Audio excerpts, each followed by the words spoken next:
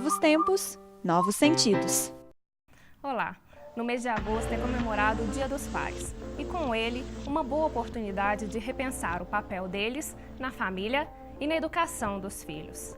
A figura paterna não combina mais com ideias rígidas, como aquelas de que é o provedor da casa, deixando a responsabilidade de educar os filhos apenas com a mãe.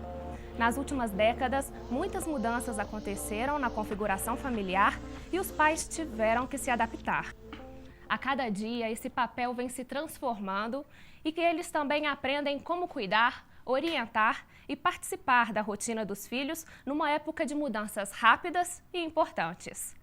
Qual é hoje o papel do pai nas novas famílias? Para conversar com a gente sobre esse assunto, convidamos o psicólogo e professor da PUC Minas, Bruno Vasconcelos de Almeida. Obrigada, Bruno, pela sua participação aqui com a gente.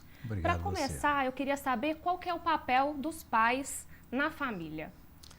Carolina, o papel do pai é sempre uma coisa complicada, né? Eu penso que o papel mais importante é garantir a vida. Ele precisa garantir a vida dos filhos, a existência da família, né? A princípio, ele é no desenvolvimento da criança, ele é o vislumbre de uma figura inteira para a criança, né? Na formação do psiquismo, ele é aquele vislumbre de uma figura completa para a criança. Por outro lado, ele também é um apoio existencial, um apoio dramático à figura da mãe, né? Uma família é uma composição complexa. Diria ainda que o papel do pai é cuidar. Cuidar não é prerrogativa do feminino, né? É papel de todos. Então, o papel do pai é também essencialmente um papel de cuidado. E, por último, o papel do pai é conduzir, é atravessar, né, as dificuldades, as alegrias, enfim, é aquele que conduz essa família, né?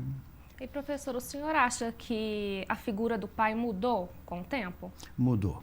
A figura do pai, primeiro, a figura do pai é uma figura histórica, cultural, né? A descoberta da paternidade, a compreensão da paternidade, ela remonta ao Neolítico. É uma figura que não existiu desde sempre.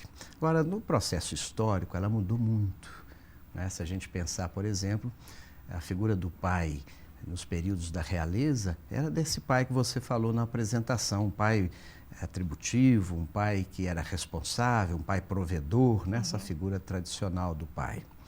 Com a democracia, a gente tem uma experiência um pouco diferenciada, né? O pai hoje é um homem comum, é um pai que partilha, um pai que compartilha. Então, assim, a rigor, a paternidade ela é histórica, ela depende do modo como as sociedades estão organizadas.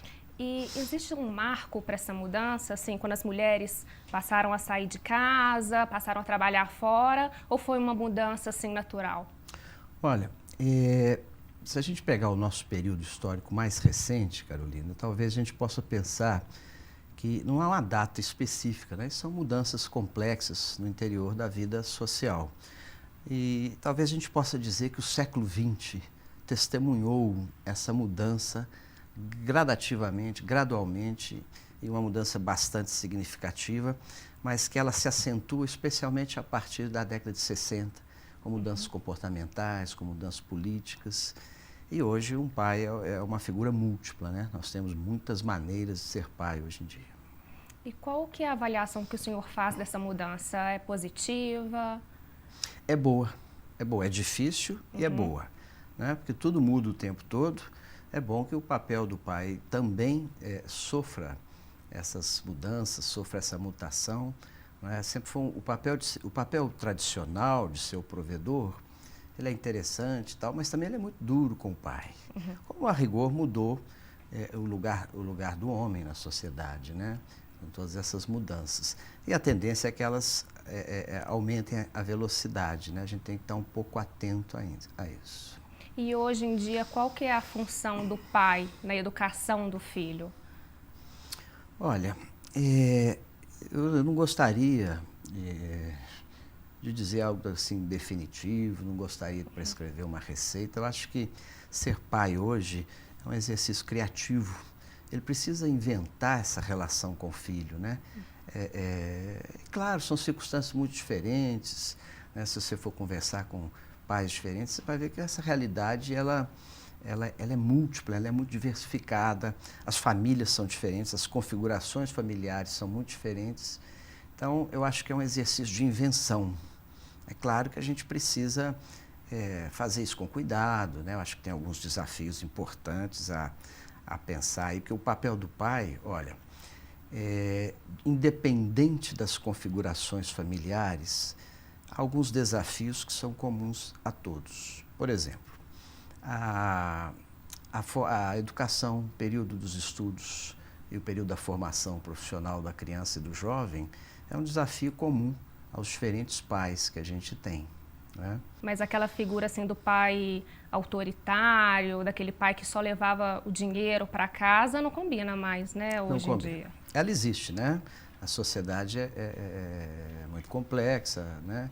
Ela existe bastante, né? O Brasil tem muito modelo tradicional familiar, apesar do censo do IBGE já nos sinalizar aí uma nova formação, mas ela existe. Não dá para ficar condenando esse pai tradicional, porque ele vem de um modelo com esse tipo de formação, né? Mas isso irreversivelmente está mudando. E é importante a gente separar o papel do pai e da mãe? É muito importante, sabe? Pode haver e deve haver o compartilhamento de funções. Isso é saudável, né? A família é uma organização complexa, é importante que haja. Agora, o compartilhamento de funções não implica que o papel é igual. O modo como a relação com o filho se estabelece é diferente, radicalmente diferente, até pela diferença sexual, do pai com o filho, da mãe com o filho. E essa diferença ela é riqueza. Eu acho que ela não pode nem ser extinta. Vamos assistir agora, professor, uma matéria que mostra duas situações, dois exemplos de pais que influenciam positivamente na vida dos filhos. Ok. Vamos lá? Confira. Ele é um pouquinho gordinho, cabelo lisinho, meio índio. Ele é baixo e muito magro.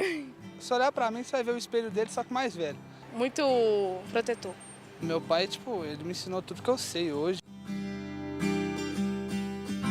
Em uma conversa rápida com alguns filhos, é possível perceber que existem vários tipos de pais. Uns mais desligados, outros muito atenciosos, uns que não param de trabalhar. Mas o certo é que essas características podem influenciar muito na personalidade dos filhos. João Neres é um exemplo disso. Ele cuida sozinho de Jonathan desde os 3 anos do menino. Eu tive que me desdobrar, né? Porque tinha que dar banho para poder mandar para a escola, tive que dar comida, né? Preparar comida e tudo. Era um papel que normalmente a mãe está à frente dele fazendo, né? O resultado do esforço do pai é claro na vida do filho. Ele é o direcional que eu tenho, né? E eu procuro sempre seguir os exemplos que ele me passa, né? Porque quando você tem uma segunda pessoa, igual vamos supor, teu pai e a mãe, então você gosta de uma coisa aqui, mas você pega uma coisa ali, você tem a vivência com os dois. E eu tenho a vivência só com meu pai. O resultado disso tudo é exatamente hoje nós termos a parceria que temos. Ele que me faz acordar todo dia e falar, não, vou conseguir porque meu pai conseguiu. E aquela ideia de que o pai é responsável apenas pela parte financeira da casa já está ultrapassada. É um trabalho em conjunto, né? O filho é uma obra em conjunto, não tem jeito de dividir tanto, né, as responsabilidades igual era antigamente, né? Era mais assim, mas hoje em dia você tem que poder, dentro das possibilidades, você tem que estar à disposição e ter disposição para fazer o que for preciso, né? Mudou muito, porque o pai tem que participar, tem que trocar fralda, tem que dar banho, tem que compartilhar essas coisas, né? Não pelo trabalho em si que dá a criança, mas para estar próximo mesmo, para ter uma relação próxima. E tem pai por aí que se dedica muito, mas ao ficar com a responsabilidade de arrumar a criança para a escola, acaba errando na combinação. Ele vai e me manda uma foto pelo telefone, todo orgulhoso que estava levando ela na escola e que ela estava toda pronta e linda, mas não é uma baranguice do planeta, entendeu? O certo é que nesse trabalho em conjunto, o exemplo vale mais que o discurso. Então o exemplo fala mais que 1000 palavras. Ela estava com o pé em cima do tapete e ela foi e tirou o tênis. Aí eu falei com ela, não pode tirar o tênis porque o chão tá muito frio, senão vai ficar dodói. Só que eu tava descalça. Aí ela virou e falou assim, mas a mamãe tá sem sapato. O filho nos faz, a gente precisa ser melhor, para que ele seja melhor que a gente um dia. Então, é um desafio diário. Corrigir os maus hábitos, parei de fumar, por exemplo. Qualquer coisa que a gente faça, a criança é uma esponja, né? Então ela vai absorver. E a gente quer que ela absorva as coisas boas, né? Apesar de tantas mudanças, de uma entrega diária e de tamanha dedicação, os pais entram em consenso no seguinte aspecto. Pai, eu acho que é ser companheiro, é ser amigo. Uai, é a melhor coisa que me aconteceu na vida. Por mais difícil que alguns momentos sejam, os outros momentos que são bons são tão mais bons que ser pai é uma coisa maravilhosa.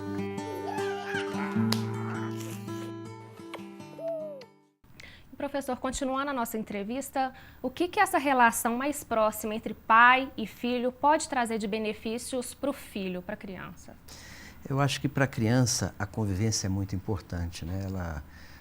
E para o pai também, um aprende com o outro, né? Falando assim dessa relação de pai e filho, mais vale o discurso ou o exemplo que ele dá dentro de casa para a criança? Se a gente tomar como eixo a criança, vale o exemplo.